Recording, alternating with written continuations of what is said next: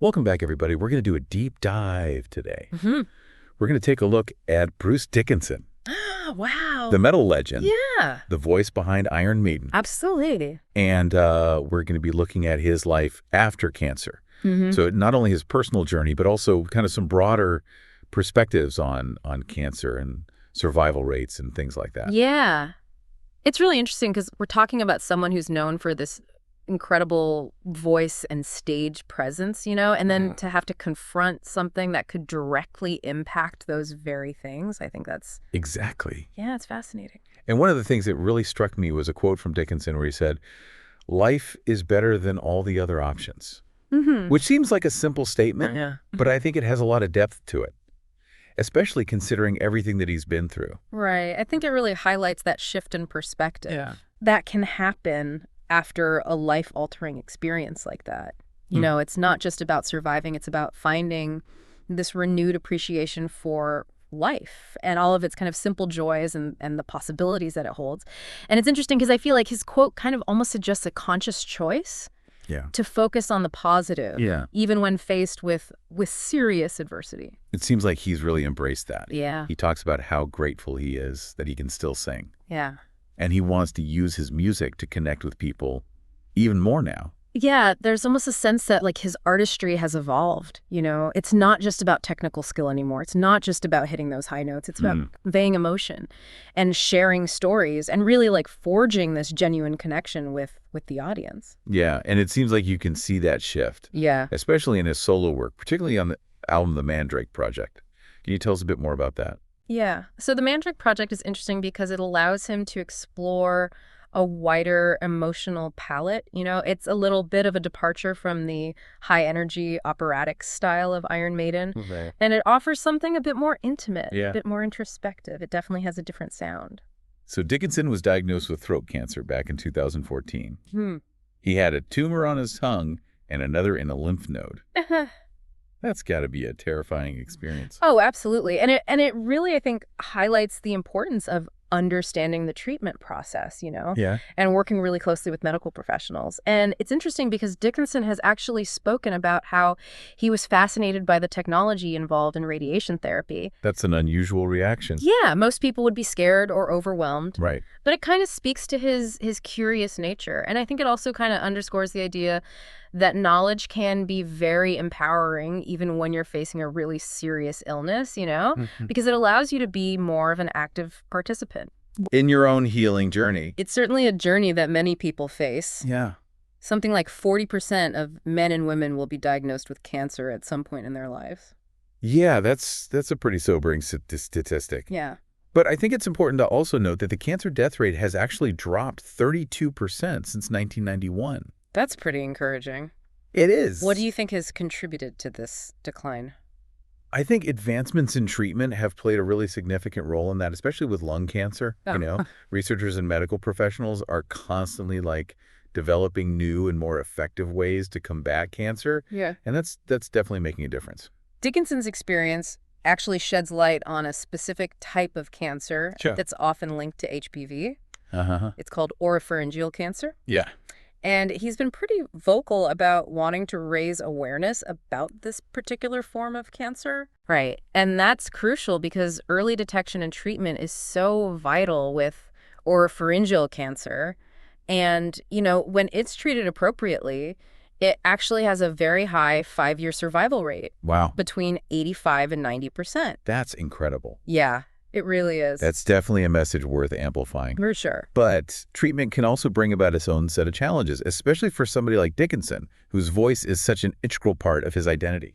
Absolutely. He's talked about having reduced saliva Right. and potential changes in the shape of his tongue after the treatment, both of which can really impact vocal performance. Yeah, that's got to be incredibly frustrating for him to have to deal with those changes. Yeah, but what's remarkable is that despite those challenges, he's noted an improvement in the upper range of his voice. That's incredible. Yeah, it's amazing. It really speaks to his resilience and his determination to keep singing. Oh, absolutely. He's spoken about his surprise and gratitude upon receiving the all clear.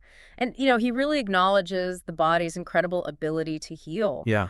And it's just a powerful testament to the human spirit's ability to overcome adversity. And ultimately, that healing journey led him to create the Mandrake Project, which he recorded with a group of really talented musicians, including his longtime collaborator, Roy Z. Yeah. Before we dive into the album itself, let's talk a little bit more about the folks involved in its creation. Yeah, the Mandrake Project definitely has a different vibe compared to Iron Maiden. It's not exactly what you'd expect from the frontman of a heavy metal band. Yeah.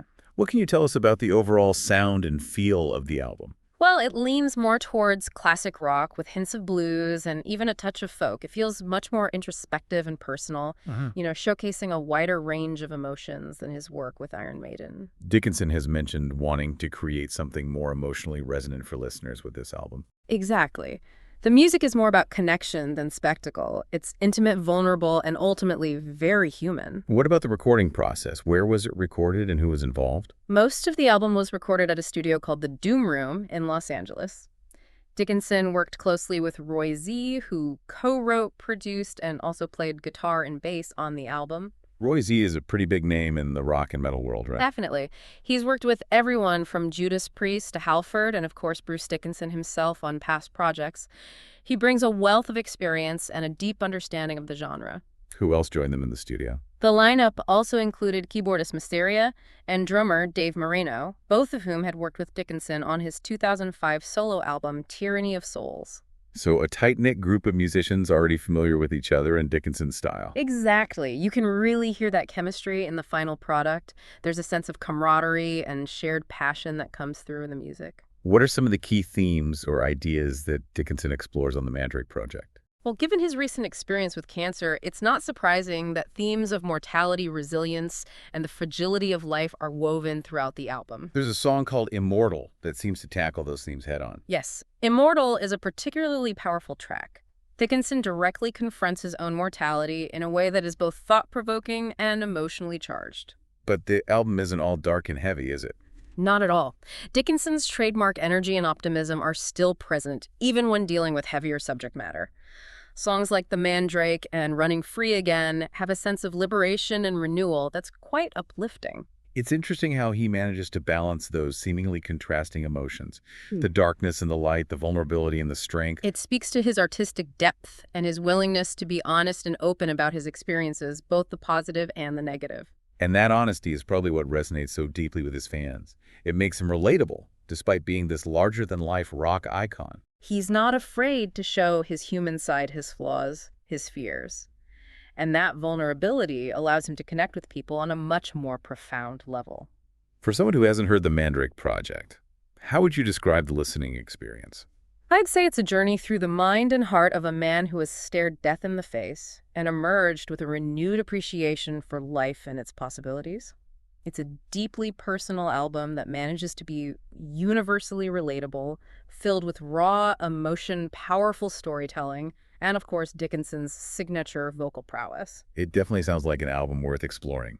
We've focused a lot on the Mandrake Project, but Dickinson's career with Iron Maiden is a huge part of his story. Of course. You can't talk about Bruce Dickinson without acknowledging his legacy as the voice of one of the most influential heavy metal bands of all time. For our listeners who might not be as familiar with Iron Maiden, can you give us a quick overview of the band's journey? Well, Iron Maiden's story began in the late 1970s with bassist Steve Harris, who formed the band and remains its driving force today. Their self-titled debut album was released in 1980, quickly gaining them a following in the emerging heavy metal scene. But it was their second album, Killers, released in 1981, that really put them on the map. And that's when Bruce Dickinson joined the band, right? Precisely. He replaced their original vocalist, Paul Di'Anno, just before they recorded their third album, The Number of the Beast, and his arrival marked a turning point for the band. The Number of the Beast became their breakthrough album, propelling them to international fame. Absolutely. It reached #1 on the UK charts and established Iron Maiden as one of the leading forces in heavy metal. And they've continued to release iconic albums throughout their career, like Peace of Mind, Power Slave, and Seventh Son of a Seventh Son, each one pushing the boundaries of the genre and captivating fans worldwide. Their live shows are legendary, known for their elaborate stage sets, pyrotechnics, and Dickinson's charismatic stage presence. And let's not forget Eddie, their iconic mascot. Eddie is as recognizable as the band members themselves. He's become a true symbol of heavy metal. For anyone wanting to experience the full force of Iron Maiden, The Number of the Beast is a great starting point. It really cemented their sound and legacy, but you can't go wrong with any of their classic albums from the 1980s. And their live shows are not to be missed. It's a true spectacle. It really is. The energy is infectious, their musicianship is top-notch, and Dickinson's stage presence is mesmerizing. We've covered a lot of ground today, from Dickinson's personal battle with cancer and the creation of the Mandrake Project to the enduring legacy of Iron Maiden. It's been a fascinating look at not only his talent and resilience, but also the power of music to connect, inspire, and heal. And I think it's important to circle back to Dickinson's words about finding meaning and purpose after a life-altering experience. His quote, "Life is better than all the other options," is so simple yet profound.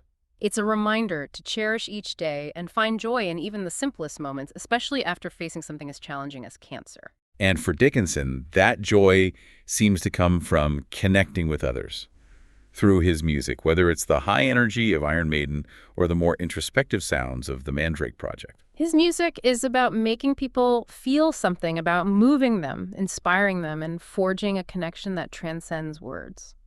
As we wrap up this deep dive, I want to leave you with a question. How might Dickinson's journey inspire you to approach challenges in your own life?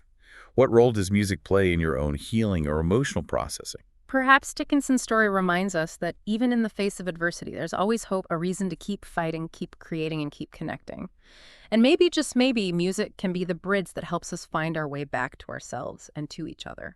Yeah, it really does. It really makes you think about how you approach those things, the things that life throws at you. Yeah, for sure. I mean, Dickinson's story really is like a testament to the power of resilience and the human spirit's ability to find meaning and purpose, even in like the darkest of times. And it seems like music plays such a vital role in that whole process for him. Music has this incredible ability, to connect us to something larger than ourselves. It can be a source of comfort, inspiration, even healing, Right. Yeah. It allows us to express emotions that we might not be able to put into words otherwise. Dickinson talks about how he wants to move people with his music to make them feel something. Is that something that you've experienced in your own life? Yeah. That power of music Oh, absolutely. to kind of evoke those Yeah. emotions and connect with others? Yeah, definitely. I think music has this power to transport us to another place, Yeah. to evoke memories, to make us feel understood. And it can be this like a shared experience that brings people together and creates a sense of community. I think that's what makes Dickinson's story so inspiring, is that he's not just a rock star. He's a human being who has faced real challenges, right? Right. And he's come through them with this renewed sense of purpose and this desire to really connect with others on a deeper level. Yeah, and his journey reminds us that vulnerability can actually be a source of strength, and that sharing our experiences, it can help both ourselves and others to heal and grow. We've covered a lot of ground in this deep dive into Bruce Dickinson's life and music, from his battle with cancer and the creation of the Mandrake Project to the enduring power of Iron Maiden.